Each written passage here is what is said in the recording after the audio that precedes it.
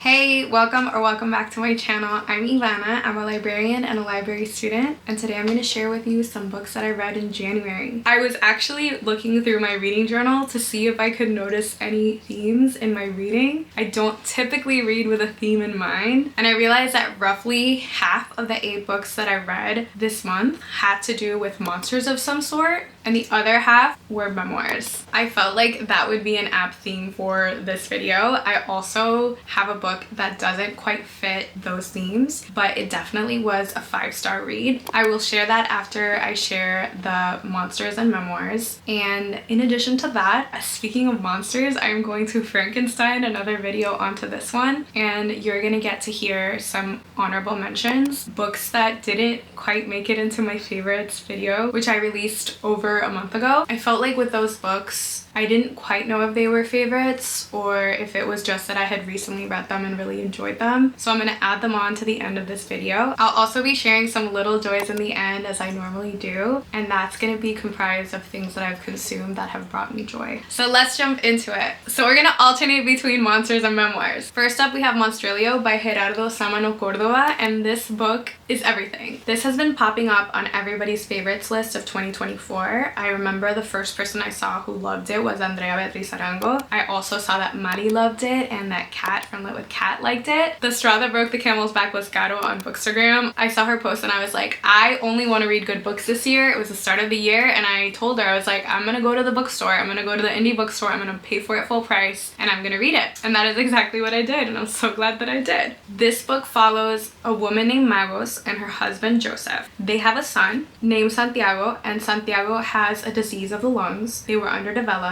and he's not expected to live very long. He does live to 11, and when he dies, Magos doesn't know how to cope with the death of her child. She ends up cutting him open, cutting a piece of his lung out, and feeding it, as another booktuber called it, caldito, or broth. She feeds it broth, she starts to nurture it, and she's like, well, I've heard stories that if you have a piece of someone and you feed it, it can become sentient and can be an iteration of my son. So she really is trying to deal with her grief by taking care of this lung, and thus MONSTRILIO, our titular character, is born. Now, I really love this book for many reasons, so I'm just gonna list them off. So for starters, I loved how distinct the voices in this book were. This book is separated into 4 parts, and each part follows a different character in first person as they try to deal with the death of Santiago and the birth of MONSTRILIO. I also love the explorations of grief and letting go, and when do we say goodbye to our loved ones. I also love the exploration of queerness in this book. This book features casual bisexuality or casual queerness, which is something I've seen that has come up in so many books that I've read recently. The queerness of characters doesn't seem like a big deal. It's just part of the story, and there are some found family aspects to this as well that I really enjoyed. I also loved how spooky and thrilling this was. I thought it was going to be sadder than it was. It was sad at parts, but it took me along for a wild ride, and I genuinely didn't know what was going to happen. I absolutely would have read this in a sitting had I not had work to do,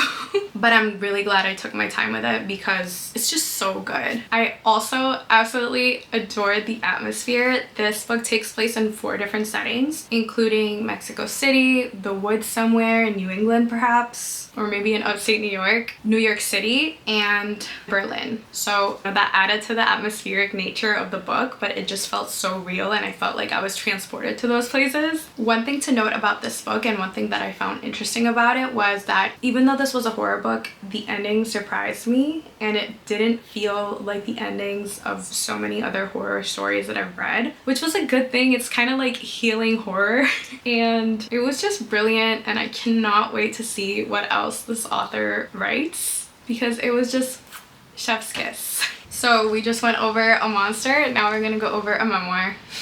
And that is Somebody's Daughter by Ashley C. Ford. This book has been read by everyone. I feel like I'm the last person to read it, and I'm sad that I didn't read it earlier. I thought it was a really solid book. So this is a memoir that follows Ashley C. Ford, who's a Black Midwestern woman, as she grows up with a mother whom she has a tumultuous relationship with, as well as an absent but well-meaning father who is incarcerated for reasons that we find out later in the book. I like books that deal with mother-daughter relationships, especially when those relationships are dealt with in a nuanced manner. Her mom, for some reason, reminded me a lot of the mother in How Not to Drown in a Glass of Water, or at least that exploration of older generations doing things that may or may not be considered abuse by today's standards, but were so accepted back in the day. I'm not saying that what Ford's mother did was okay, but her mom was also going through her own issues, and it was really nice seeing how Ford found a way to not necessarily forgive her mother, but find a relationship with her mom that worked for her, or worked for both of them rather. This book is really engaging. It has short chapters. In addition to mother-daughter relationships, it explores what it's like to grow up too soon and to be sexualized by those around her. Going back to family relationships, I loved her relationship with her grandmother, and I also love the amount of compassion that she has to forgive her father for what he did and to still meet him halfway and show him love. Overall, this was a compelling read and I recommend it. So now we have another monster, and that monster comes in the form of Mrs. Caliban's frog. Well, the title is Mrs. Caliban, but the creature in this is a frog,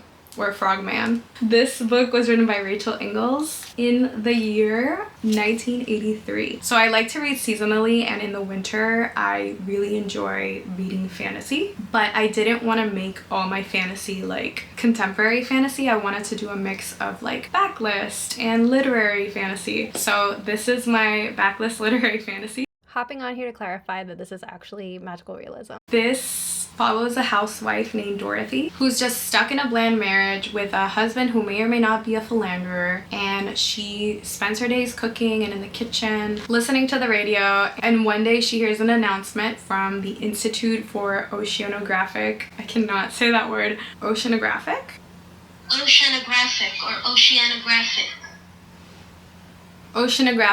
Institute, and she learns a monster has escaped from this research center and that people should be really careful. And then she runs into him, she opens her doors to him, and they develop a relationship. The beginning of this book had so much to say about gender roles, loss and trauma, female pleasure and desire, and friendship. I was really into it. I thought it was so wacky. I thought there were so many interesting things. I feel like I tabbed so many pages.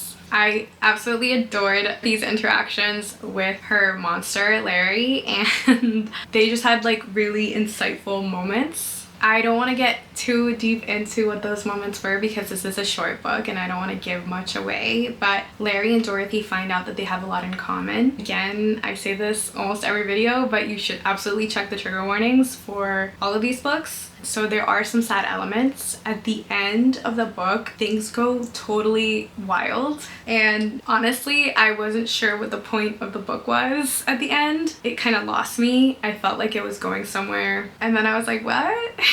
I would still recommend this one though, because the ambiance is really magical, but I would say tread lightly with it. I thought it was going to be just fun and it was not. And that is my own fault, but it was pretty fun at the beginning. Next up we have a memoir, The Terrible by Yrsa Daley-Ward. This is written in verse. I picked this up on a whim used because I enjoy memoirs. This was my first memoir of the year. It follows Daley-Ward, who's a spoken word poet and model born in the UK to a Jamaican mom and a Nigerian dad that she never got to meet. She recounts her life living with her mom, who was very imperfect, and her grandparents, who were Seventh-day Adventists, an older brother she looks up to, and a younger brother she adores. The story itself was compelling. She writes about impactful things that happened to her throughout her life, including her complicated family relationships, as I said, her sibling bonds. She writes about discovering her sexuality at a young age and the power that comes with being a beautiful woman. She talks about sex work, depression, drug dependence, and other mental health struggles. Unfortunately, even though I felt for her, I did not think that the writing style was my cup of tea.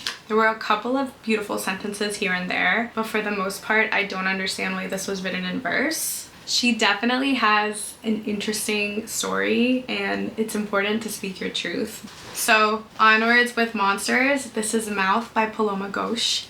It's probably the most beautiful book on my shelves, perhaps. This is Puloma Ghosh's debut. It is a short story collection. I buddy read this with Taz and Kriti, and we all had similar thoughts about it. Before I tell you what we thought though, I'm just gonna tell you what this book is about. These stories are all speculative in nature. Jamie Loftus, who wrote Raw Dog, which I actually really want to read, called Puloma Ghosh the high priestess of horny women who long for death, and I could not agree more. In a lot of these stories, the main characters have things with like necromancy or just the ecstasy of dying. This book is also queer. To be honest, I read this at the start of January and now we're almost at the end of February, so I don't quite remember every single story, but the ones that come to mind are the first one. It's titled Desiccation, and that is a story about a girl who is an ice skater and the only other Indian girl in the ice skating rink she thinks is a vampire. There's another story called Leaving Things, and that's a dystopian story where the atmosphere is really strong. It takes place in a not so distant future where this woman is living by herself in this isolated town, and wolves have taken over, or monsters have taken over the town, and people are warned not to leave their houses unless it's necessary. And one day she goes to the store and she finds a baby cub and she recklessly takes it home. Now, despite its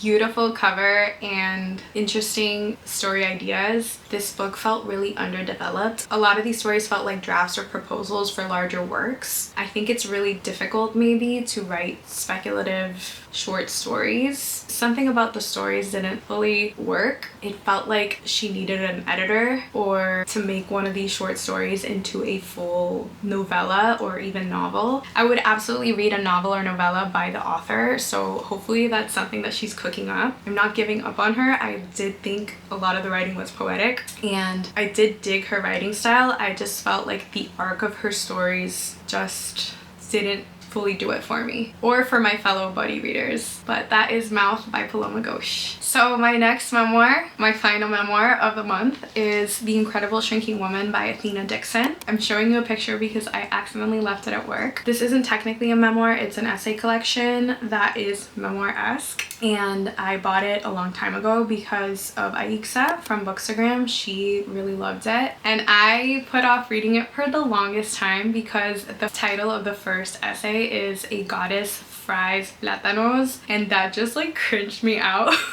Now, do I feel like a goddess when I fry plátanos? Absolutely, but it's a little cringy. I actually don't feel like a goddess when I fry plátanos. I make a mess.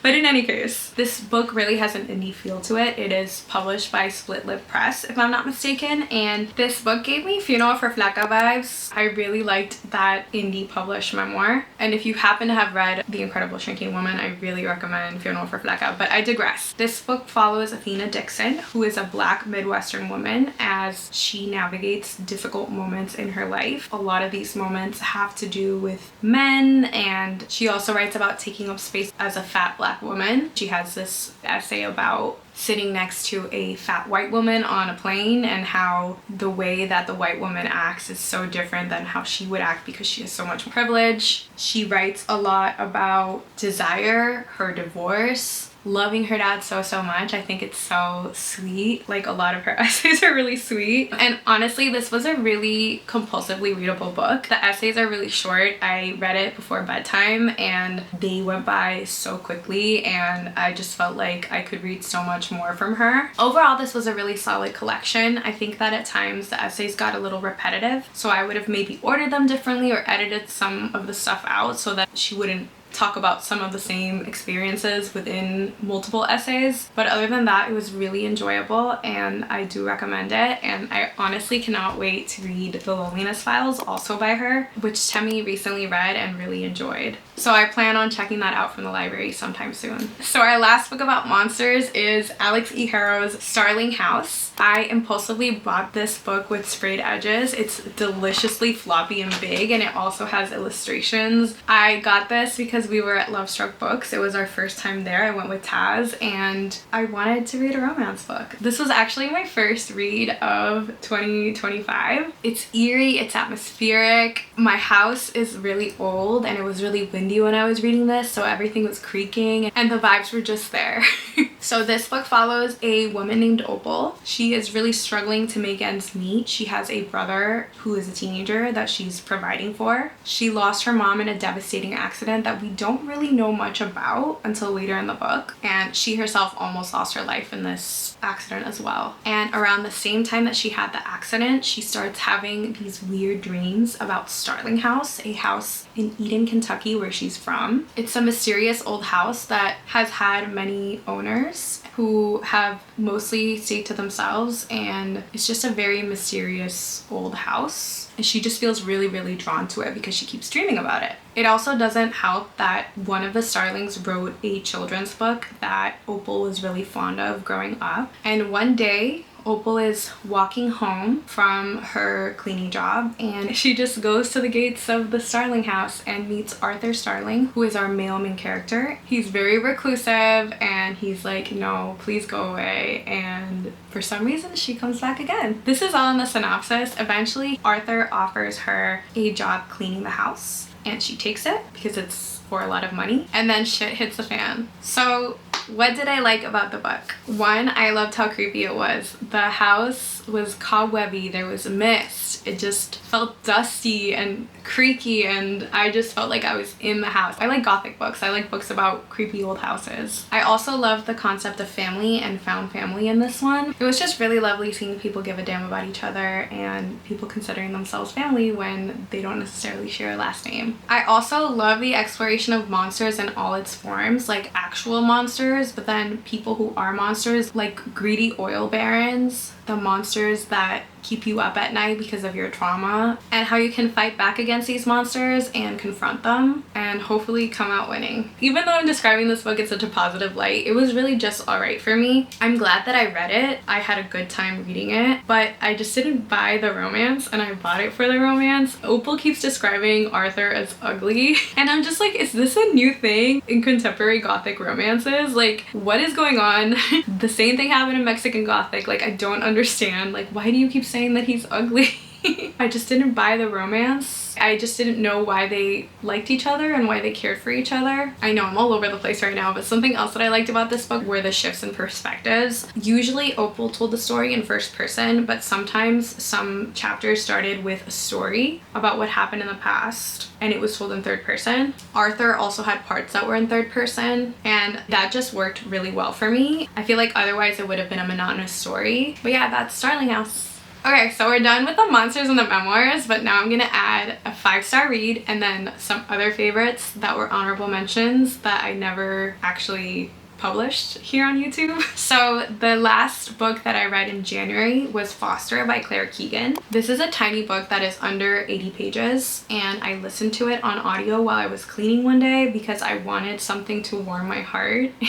And this one really got the job done. So this is a 5-star read, no doubt. It's about a girl who is sent to live with relatives in a rural farm because her mother is pregnant. Her family is already really big and her parents can't really take care of her as much. She's the youngest. She's about to be the second youngest, but she's the youngest. And her relatives show her so much love and attention, and it's just a really heartwarming read. You also get to see that they've been struggling with some trauma and how the little girl just fills up their home with love. This was really, really sweet. It was Irish. I would love to watch the movie. Not a word was wasted, not a sentence was wasted, just like with other Claire Keegan books. I've also read one of her other books and I'm blanking on the name, so I'm just gonna show it on screen. Even though this was objectively a 5-star read, Claire Keegan isn't a favorite author of mine. I feel like I want my books to have a little more oomph to them, but this is definitely a great book and I highly recommend it.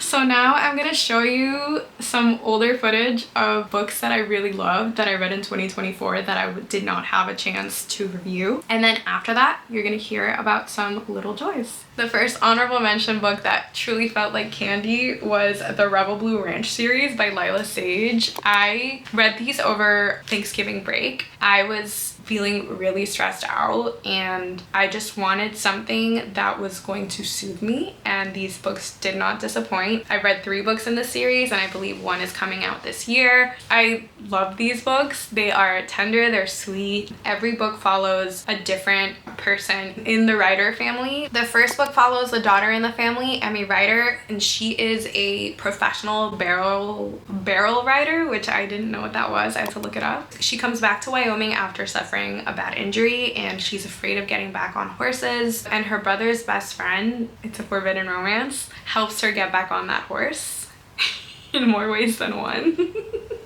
The second book follows, I think he's the youngest son in that family. He's like the sweetest guy and he is redoing one of the homes in the ranch, and he falls for the interior designer who's a city girl who's trying to get over a breakup. And then the third one follows Emmy from the first book, her best friend, who is a hothead and Emmy's hothead brother. It's an enemies to lovers romance, and this one also has a single dad trope, which normally I'm not a fan of, but I was so invested in the whole family that all the characters really do feel like people, and so I didn't mind that trope as much, and I can't wait for the 4th book. But if you're in the mood for some romance that's steamy and tender, I would definitely check this series out. And then the other book that feels like candy that I adored, I'm only not adding to my favorites of the year because I fear that I might have a recency bias, is the last book I read in the year. And it's a book I had never heard of in my life called Little Thieves by Margaret Owen. I got this book at SideQuest Books in Somerville here in the greater Boston area, and this is a new fantasy bookstore. The salesperson really hit the nail on the head for me. I like shared some fantasy books that I had previously enjoyed and they were so on it. So this is a YA book that follows the 13th daughter of a 13th daughter who of course is cursed. The girl's name is Vanya and her mom takes her to the woods when she's 4. It's the coldest day of the year, it's wintry, it's right before Christmas, and so the mother gives up Vanya to fortune and death and they become her new godmothers, and Vanya ends up working at a palace. She was a palace maid. She becomes BFFs with the princess, but she and the princess have a falling out, and Vanya finds a way to assume the princess's identity by wearing these pearls, and she uses her position as the imposter princess to steal jewels from different royal families. And one day she's caught by a goddess who says, hey, you have until the next full moon to make up for everything that you've taken. She keeps it purposefully vague. Otherwise, you're going to turn into jewels. And so all of a sudden, a jewel blooms in her cheek, and then eventually a pearl blooms in her belly button, and then her back is covered in jewels, and she's trying to figure out how to make up for what she has done. And at the same time, there's a junior detective who is tailing her, who is really onto her, and we get to see what happens. This book was so adorable. It was also dark. It was about healing from trauma. It was about found family and forgiveness. It was just a really thrilling, atmospheric, good romance. And I've been saying this for the past couple of years, but I really want to lean into darker stories, especially fairy tale retellings, because they just really do it for me. And this one I highly recommend if you want an escape, but I would absolutely, as with all the other books, check the trigger warnings on this one. So lastly, I'm gonna talk about my little joys. The first one of these is Bad Bunny's new album, Debí Tirar Más Fotos, or DTMF. And I waited a while to listen to this album, but the day that I did, it was like a Monday morning, and I start work late on Mondays, and I listened to it on my way to work and like at the coffee shop that I was at, and I'm not gonna lie, I teared up a little. It feels like a love story to Boricuas and to diasporicans like myself. It's an album specifically made for us, and I love how Bad Bunny like just doesn't care whether or not people get it. It's really an homage to our island and to our people and to resistance, to colonialism and corruption and exploitation of resources. I love how it's a blend of old school reggaeton, boleros, bombo y plena, salsa, and even dembow. It's the type of album that anyone of any age can appreciate, especially Puerto Ricans and Latin Americans, and it's just so unapologetically Puerto Rican that I can't stop listening to it, and it just makes me so proud to be from my little island, and it made me really, really, really homesick. The next little joy is the movie Party Girl, starring Parker Posey and directed by Daisy von Schurler-Meyer. This is a 1995 movie. Reba talked about this in her Reba Wrapped video, and I also got to see a scene from it on the first day of my information organization class at library school. The film is like super goofy and hilarious, and it follows Parker Posey. Her character's name is Mary, as she loses all her money because she gets arrested at a party that she was hosting, an illegal party, and she starts working at a library and she learns to appreciate library science and librarians. She's haunted and tormented by Melville Dewey himself in certain scenes, and that's kind of how I feel sometimes when I'm studying for my information organization class. So that was really relatable. This might become my new comfort film. It's very clear that Mary is very, very mentally ill and possibly has a personality disorder, but that's neither here nor there. Next up is The Baguettes from Levan or Levain. I think it's pronounced Levan. It was recently my birthday and I was gonna go out to brunch, and I was like, honestly, I don't feel like doing anything. I had gone to Levan for Valentine's Day and I had noticed that they sold these baguettes that have jam and butter on them. The past 6 months, I've actually been mostly dairy-free and pescatarian for health reasons. I have high cholesterol, unfortunately, but I gave myself a little break with the dairy on my birthday, and for breakfast and lunch I had those baguettes and they were really delicious. So that is definitely bringing me joy. Another thing that's bringing me joy is the TV show 90 Day Fiancé Before the 90 Days. I believe I watched the first 2 seasons of the show, but then I kind of fell off and I randomly started watching it on a whim. If you're not familiar with the show, it follows people in transnational, I think that's what you would call it, right? Relationships. And it's like a United Statesian person who has fallen for like a Croatian